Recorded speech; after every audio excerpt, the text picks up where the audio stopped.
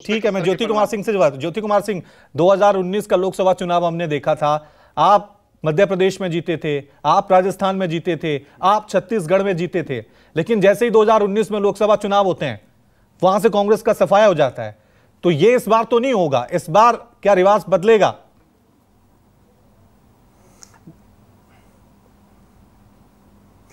बिल्कुल बदलेगा। अब मुझे जहां मैं प्रधानमंत्री का नाम लेते हैं तो आप शिफ्ट कर दे, प्लीज शिफ्ट मत कीजिएगा, मेरी बात को आप सुन लेंगे आप। बिल्कुल बिल्कुल। देखिए, देश के प्रधानमंत्री, हमारे भी प्रधानमंत्री हैं, आपके भी हैं, भाजपा के और सारे लोगों के बिल के हैं। तो जब प्रधानमंत्री कोई बात आकर बोलते हैं तो वो एक गंभीर बात होती है, उसको हम लोग बहुत सीरियसली समझते हैं। अब दो तीन बातों को आप जरूर, क्योंकि आप भी विश्लेषण ही कर रहे हैं इस चर्चा के माध्यम से, तो मैं आपको बताता हूं। प्रधानमंत्री अगर कोई बात बोलते हैं तो उसमें हम देखते हैं कि वो क्या बोले थे और क्या किए हैं। उसमें हम देखते हैं कि जब संवेदनशीलता की बात किए थे तो अब क्या असंवेदन है क्या। तो जब हम ये सब बातें करते हैं तो ये आगे आने वाले चुनाव में बिल्कुल लोग वोट देगा प्रधानमंत्री के जो बोले हुए वादे थे वो पूरे हुए हैं कि नहीं। अगर उन्होंने बोले थे कि भाई हम महिलाओं का रक्षा करेंगे, तो महिलाओं का अगर रक्षा नहीं हो रहा है तो लोग वोट नहीं करेंगे। आज जंतर मंतर पर जो पहलवान जो हमारे लिए मेडल लेके आते, गौरवान्वित करते हैं, वो जस्टिस के लिए मांग कर रहे हैं। और वो जब मांग करते हैं तो कर्नाटक के लोगों ने, महिलाओं ने समझा कि नहीं नहीं ये झूठ बोलते हैं, ये नहीं कर पाएंगे, तो महिलाओं ने भी वोट नहीं किया। तो देखिए, जो वादे इन्होंने 2019 में किए या 14 में किए, उसको अगर नहीं पूरा किए हैं तो 2024 में नहीं जीतेंगे। तीसरी बात, हम जब लोकतंत्र खतरे की बात करते हैं, जिसमें कि सुप्रीम कोर्ट भी इनको बता देती है कि आप गलत थे, तो उस पर फिर मुहर लग जाती है। तो देखिए, जो बार बार राहुल गांधी या हमारे खड़गे साहब बोलते हैं, कांग्रेस पार्टी के अध्यक्ष, कि इस देश के लोकतंत्र को बचाइए तभी विकास होगा। आप जब भ्रष्टाचार की बात करते हैं, जब कहते हैं कि हम न खाएंगे न खाने देंगे, तो आप उस पर अमल करें। आप अमल क्यों नहीं करते हैं? आप अपराधियों को क्यों नहीं पकड़ते हैं? तो जब ये अगर बातों में अगर अंतर आएगा तो 2024 का चुनाव, चूंकि कर्नाटक में नरेंद्र मोदी के चेहरे को लोगों ने नकार दिया है और हरा दिया है, तो 2024 में भी इसी तरह नकार देगा और उसी तरह हरा देगा। ठीक है, मैं जवाब देना चाहूंगा। त्रिपाठी साहब जवाब दीजिए, त्रिपाठी साहब जवाब दीजिए। कांग्रेस का कॉन्फिडेंस हाई है? हाँ हाँ, नहीं ठीक, अच्छी बात है, हाई आज होना भी चाहिए। लेकिन देश की जनता तो इस बात को समझती है ना कि जब भारतीय जनता पार्टी और प्रधानमंत्री श्री नरेंद्र मोदी जी अपने किए हुए वायदे को पूरा करते हैं तो सबसे ज्यादा पेट में दर्द किसके उठता है? भारतीय जनता पार्टी ने कहा कि 370 हटाएंगे, हमने डंके की चोट पे माननीय प्रधानमंत्री जी के नेतृत्व में, माननीय गृह मंत्री जी के नेतृत्व में हटाया, तो दर्द पाकिस्तान के पेट में कम हुआ, कांग्रेस पार्टी और राहुल गांधी के पेट में ज्यादा। हमने कहा, बोलने दीजिए ज्योति जी, आप जब टोकते हैं तो लगता है कि आप हताश हो रुपये की बात, टोकिए मत, हताश मत होइए, जीत के बाद भी हताश मत होइए। ये संस्कार होते हैं, डिबेट में किसी को टोकना नहीं चाहिए। आप आज जीत कर आए, थोड़ा संस्कार दिखाइए, आप तो मुझसे बड़े भी हैं। हम जब वायदे पूरे करते हैं, हम जब कहते हैं कि भव्य रामलला का मंदिर बनाएंगे और डंके की चोट पे भव्य रामलला का में नहीं बोलने देते हैं, हमारे नेता बोलते हैं, हमारे पवन खेड़ा जी को बोले तो आप उनको, ठीक है। ज्योति जी एक एक करके ले लेते हैं, कंटिन्यू करिए। ज्योति जी, मुझे भी टोकना आता है और मैं जब टोकूंगा तो आप बोल नहीं पाएंगे, भले आज आप कर्नाटक जीत गया हो तो क्या हुआ, लेकिन संस्कार सीखिए थोड़ा डिबेट के। हम जब कहते हैं कि राम मंदिर बनाएंगे तो डंके की चोट पे माननीय प्रधानमंत्री जी के नेतृत्व में, माननीय मुख्यमंत्री के नेतृत्व में जब राम मंदिर का निर्माण होता है तो के भीतर लोग स्वीकार करने वाले नहीं है। हम विनम्रता से आज हार स्वीकार कर रहे हैं, लेकिन इसका मतलब ये नहीं कि हम हताश हैं। हम आगे की तैयारी शुरू करेंगे और 2024 में आपको जो नतीजे मिलेंगे, आप देखिएगा आपकी कुर्सी हिलने लगेगी, आप जो कर्नाटक की सरकार आज लेकर आए। लेकिन त्रिपाठी साहब यही तो मैं सवाल आपसे पूछ रहा था ना, कि आप जब कर्नाटक में मैनिफेस्टो जारी करते हैं तो वहां यूनिफॉर्म सिविल कोड होता है, वहां पे आप सीए की बात कर देते हैं। ये हो सकता है मुद्दे हिंदी बेल्ट में चल सकते हो, लेकिन कर्नाटक, पश्चिम बंगाल, ऐसी जगहों पे राम मंदिर, बजरंग बली, ये नहीं चलने वाला। यही मैसेज तो आ रहा है ना कर्नाटक से। देखिए, आप बहुत समझदार जर्नलिस्ट हैं, मैं क्या बोलूं, बहुत सारी बातें टीवी पर ना आप बोलते हैं ना हम बोलते हैं।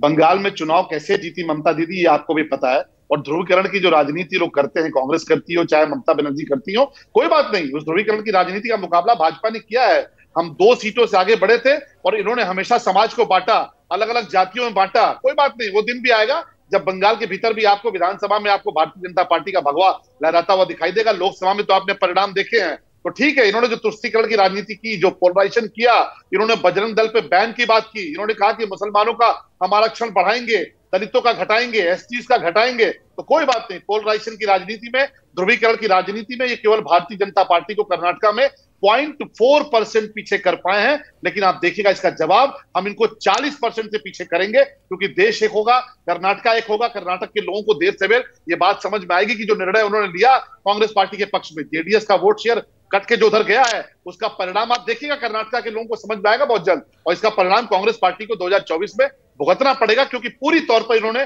तुष्टीकरण के आधार पर चुनाव लड़ा, पोलराइजेशन के आधार पर चुनाव लड़ा। पहली बार ऐसा हुआ कि जब कोई नेशनल पार्टी ये कहती हो कि हम मुसलमानों का आरक्षण इतना बढ़ा देंगे कि उसमें एसटी और एससी के लिए और लिंगायत समाज के लिए कोई जगह नहीं होगी। मैं जवाब लेता हूं ज्योति कुमार सिंह जी। आप ध्रुवीकरण करके चुनाव जीत सकते हैं। ठीक, ये आप पे आरोप लगाते हैं, ये आप पे आरोप लगाते हैं कि आप बजरंग बली की सियासत करते हैं। ज्योति कुमार सिंह जी, बीजेपी आप पे आरोप लगाती है कि आप मुस्लिमों की राजनीति करते हैं।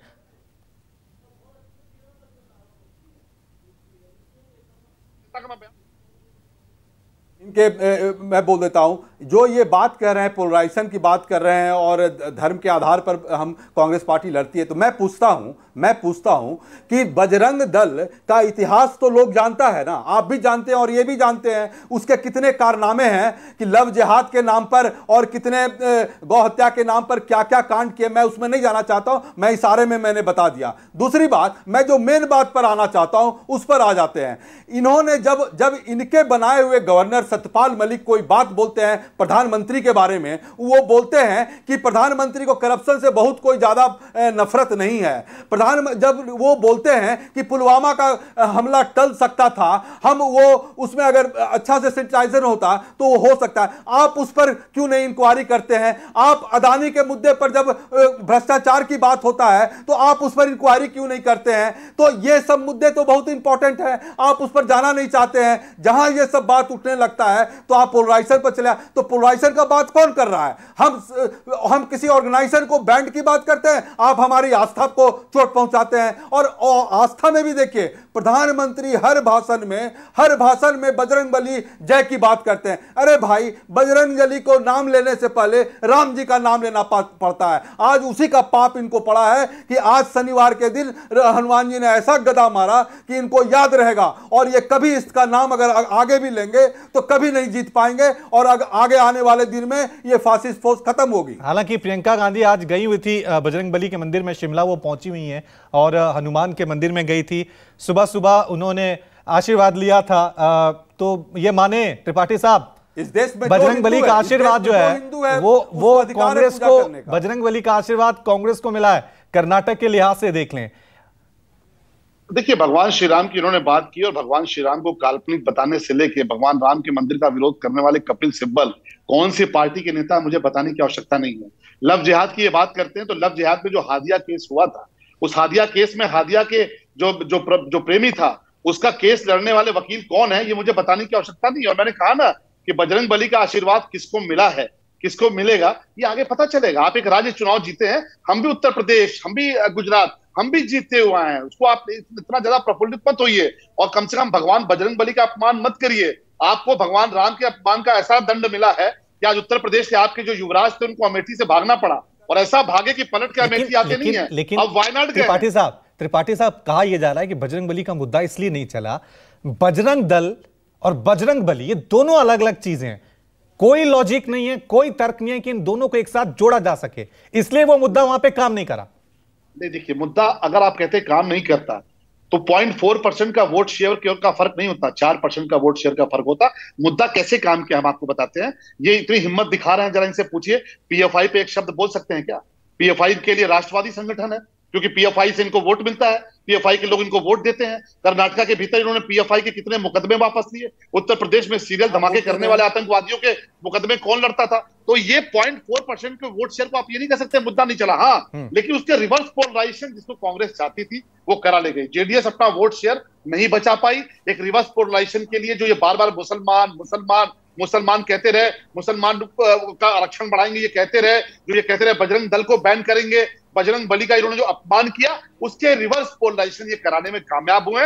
लेकिन हम इसकी चिंता इसलिए नहीं करते क्योंकि हमें पता है कि ये देश मजबूत रहना चाहिए। हमारे लिए एक चुनाव कोई महत्वपूर्ण नहीं है। भारतीय जनता पार्टी का चुनाव मुसलमानों का आरक्षण इस बात को जानते हैं कि भारतीय जनता पार्टी देश के लिए काम करती है, और देश के लोग भी जानते हैं कर्नाटका के लोग भी जानते हैं।